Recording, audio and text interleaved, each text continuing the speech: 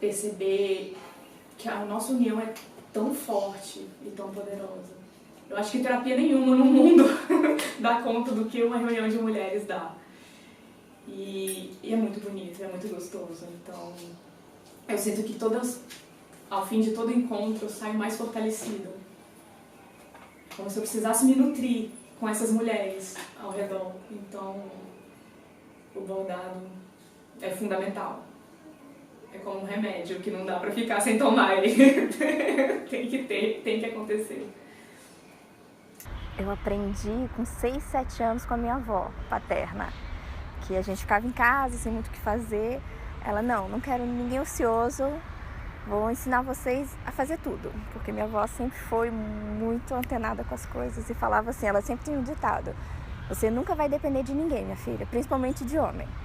Então vou ensinar você a cozinhar, a cuidar da casa para não depender de ninguém, a bordar, costurar, tricotar, crochetar, tudo. E ela me ensinou bordado assim. Eu comecei com ponto cruz, mas não gostei tanto. E depois eu fui pro livre, mas o bordado da vovó, né? Que era só o contorno. E ponto atrás, ponto haste. E foi assim. Eu acho que é uma questão de educação. É uma questão das pessoas começarem a se educar a respeito disso.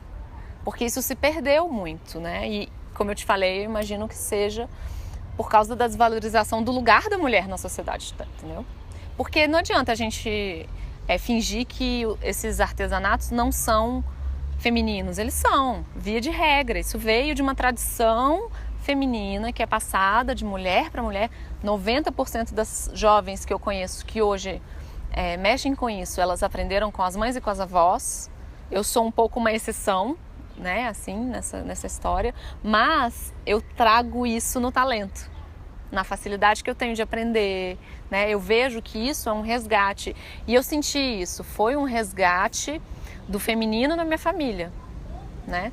Que tem o feminino trabalhador, o feminino que estrutura, que faz, né, ali um papel até um pouquinho mais masculino, tem esse feminino. Mas tem esse feminino também que traz essas tradições vistas como femininas, né? O detalhe das coisas, né? O carinho e o cuidado em fazer as coisas, não importa o que esteja se fazendo, né? De deixar como recado é que todas as mulheres, elas deixassem de ser tão cristalizadas, entendeu? Na idade, entendeu? E a discriminação. Eu estou falando isso porque eu tenho uma amiga que eu já chamei algumas vezes, ou para nos visitar, ou para assistir a exposição, tudo, né? Nunca convidei para bordar. Ela simplesmente falou para mim, Adelaide, isso é coisa de velho. Bordei é coisa de velho. Então, essa discriminação, né, é que é complicado. A mulher, até hoje, ela criou uns segmentos assim. A mulher mais velha, ela tem que ficar em casa. Você está fazendo tricô, então você está velha demais. Fazendo tricô, bordando, isso é coisa de velho, você tem que fazer outra coisa. Então, não condeno quem faça, que tenha outras atividades. Eu só acho que tem que respeitar a vocação. O mais bacana é a gente ver, tipo assim, que a gente atende a maioria das mulheres que não trabalham fora de casa, porque tem criança pequena. E a preocupação da gente era muito grande, tipo assim, tinha vezes que a mãe vinha pro bordado, mas o filho ficava, o irmão mais velho cuidava. E quando a gente tem essas parcerias bacanas, as crianças têm atividades também, né, pra estar junto com a mãe. E a maioria das mulheres que trabalham com a gente, elas conseguem uma renda extra que complementa em casa. Ficava em casa, né? E como foi essa oportunidade de se reunir toda segunda-feira, já me tirou já de casa, para não ficar muito parada, só no lugar, né? Filho, marido, casa. Abriu portas no sentido que a gente faz um para um pouquinho para outro, né? Bom, o projeto ele começou com a ideia de gerar alguma renda, né? Eu trabalhava cidade aqui de Brasília, que era São Sebastião, né, na área de assistência social, e eu vi que essa pobreza, né, a gente fala que tem a feminização da pobreza, né? Parece que a pobreza chega primeiro na mulher, chega primeiro nas crianças, elas sentem mais intensamente a falta das coisas, a falta do alimento, sobre o que fazer em casa. E era engraçado que elas estavam sempre tentando vender alguma coisa, um pano de prato. Eu falei assim, vamos melhorar isso, né? Vamos, sei lá, dar uma leitura mais moderna nesse saber tão ancestral aqui. Por que a gente não pode fazer disso, quem sabe, um meio de vida, que não seja um meio de vida, um meio para você ter uma rede com outras amigas. Vamos ver o que pode sair disso, né? E assim saiu e nasceu a Poema. Toda, né?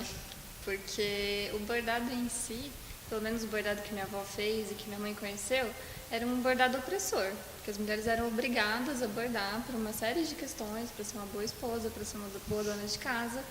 E uma das nossas maiores preocupações é quebrar essa barreira. A gente fala que a gente faz um bordado sem complexos, porque a gente faz a técnica, mas para falar sobre essas questões, inclusive. E é isso, tipo, nós conhecemos o bordado como uma técnica de ilustração, né? Não como uma obrigação, como um meio para um objetivo de casamento ou de convento. Porque eu vi isso, né? Que, sei lá, quando começaram quando o bordado entrou como disciplina obrigatória nas escolas femininas, ele tinha 2 objetivos para alcançar, ou o casamento ou o convento, que eram as 2 únicas possibilidades sociais para a mulher. Então, a gente, ainda bem, nasceu em outro contexto, num contexto completamente diferente, em que a gente pode usar o bordado como uma técnica de representação e que faz muito sentido, para a gente é muito natural, né, retratar esses assuntos e poder reforçá-los através do bordado.